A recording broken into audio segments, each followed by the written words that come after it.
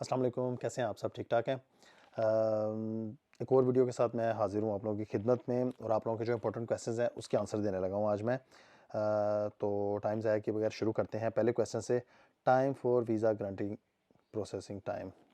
Again ये मैं काफ़ी दफ़ा इस क्वेश्चन को आंसर कर चुका हूँ, फिर भी लोग शायद वीडियो नहीं देखते या अगेन वो क्वेश्चन करते हैं कि जो टाइम रिक्वायर्ड आपकी वेबसाइट्स पे दिया गया है वो उसको हम चैलेंज नहीं कर सकते नॉन नॉर्वेजियन नेशनल्स जो होते हैं।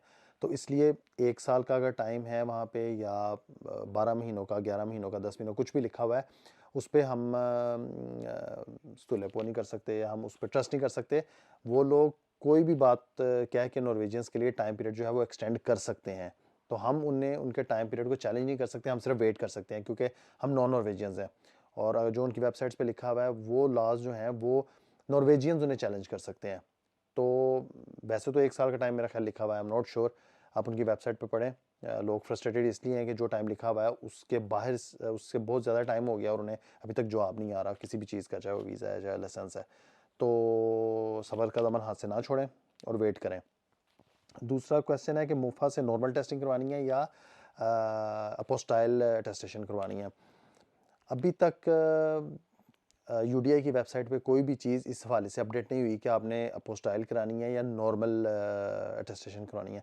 थैंक्स टू शकील भाई, मुझे उन्होंने इस बारे में कुछ ज़्यादा भी इन्फॉर्मेशन दी है जो मैं आपके साथ शेयर करता हूँ कि अपोस्टाइल जो है हमें जो हमारे नॉन एजुकेशनल डॉक्यूमेंट्स हैं, जैसे हमारे एफआरसी हैं, जैसे हमारा निकाहनामा है स्पेशली, ये जो है ये आप लोग अपोस्टाइल करवा लें, ज़्यादा बेहतर है। और जो नॉन एजुकेशनल डॉक्यूमेंट्स हैं उनकी इतनी खास ज़रूरत नहीं है क्योंकि वो हमारे ऑलरेडी एचईसी से टेस्ट हो जाते हैं। अभी रिसेंट 1-2 केसेस में जिन लोगों ने अपना निकाह यहाँ पे रजिस्टर करवाना था आके, उन लोगों से जो यहाँ पे खोल के रजिस्टर है उन्होंने अपोस्टाइल टेस्टेड डॉक्यूमेंट्स मांगे हैं, नॉर्मल टेस्टेशन नहीं मांगी।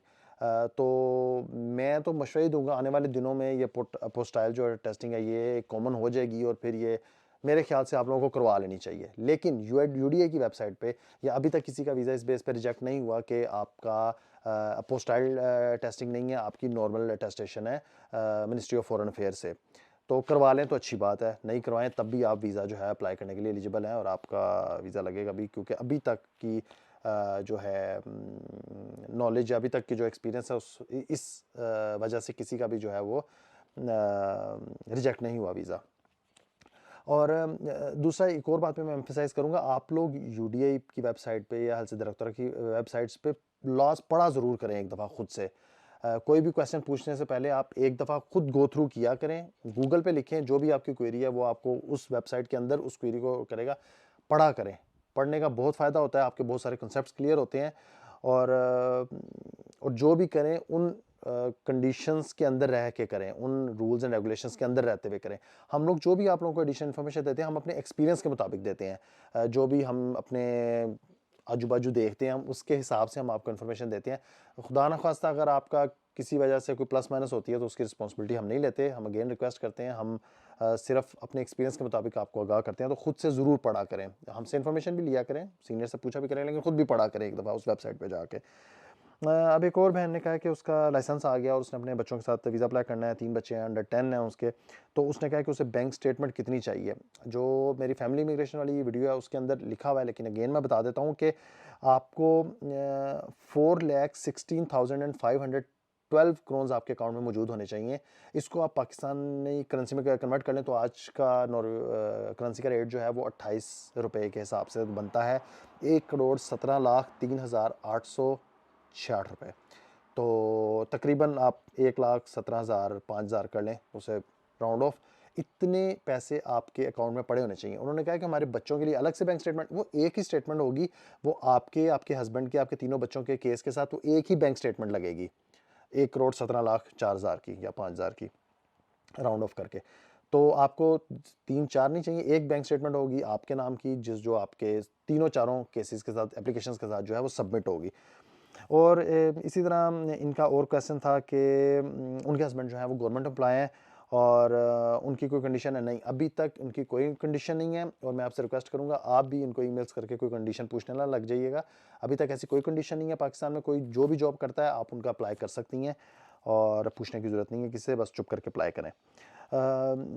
एक और क्वेश्चन है, आइल्स ज़रूरी है अल्फ़ा या लिंगो के लिए? आइल्स आपको यूनिवर्सिटी ऑफ ओस्लो में आपको लैंग्वेज करने के लिए आइल्स की रिक्वायरमेंट है, लेकिन जो लोग लिंगो या अल्फ़ा स्कूलन से पढ़ते हैं उसके बाद नुस्ख प्रोवे देते हैं, तो उनके लिए आइल्स की रिक्वायरमेंट नहीं है। लेकिन कहीं न कहीं जाके प्लस माइनस हो जाती है, इंसान की फँस जाता है, जब लिंगो या अल्फ़ा से नुस्ख प्रोवे से लेवल 3 नहीं निकलता तो उसे यूनिवर्सिटी में एडमिशन लेना पड़ता है, तो तब उसे आइल्स चाहिए ही चाहिए। तो मैं आपसे रिक्वेस्ट करूँगा आप पाकिस्तान से ही आइल्स करके आएँ, वो आपके लिए ज़्यादा बेहतर है, आपकी टाइम की बचत है और बहुत सारी चीज़ों दिमागी सुकून की भी आपकी जो है वो गारंटी है कि आप एक चीज़ पहले से ही अपने क्राफ्ट करके आए हुए हैं। और एक और भाई ने पूछा कि कौन सा ग्रुप है, मेरा ख्याल ये यूट्यूब पे क्वेश्चन आया था कि कौन सा ग्रुप है जहाँ पे डॉक्यूमेंट्स पड़े हुए हैं, जहाँ पे तरीका पड़ा हुआ है कि कैसे आपने अप्लाई करना है लाइसेंस के लिए। तो उस ग्रुप का नाम है फार्मासिस्ट इन नॉर्वे, आप फेसबुक पे देख लें, बहुत ही पॉपुलर ग्रुप है, उसमें आपका जो है सारे डॉक्यूमेंट्स पड़े हुए हैं।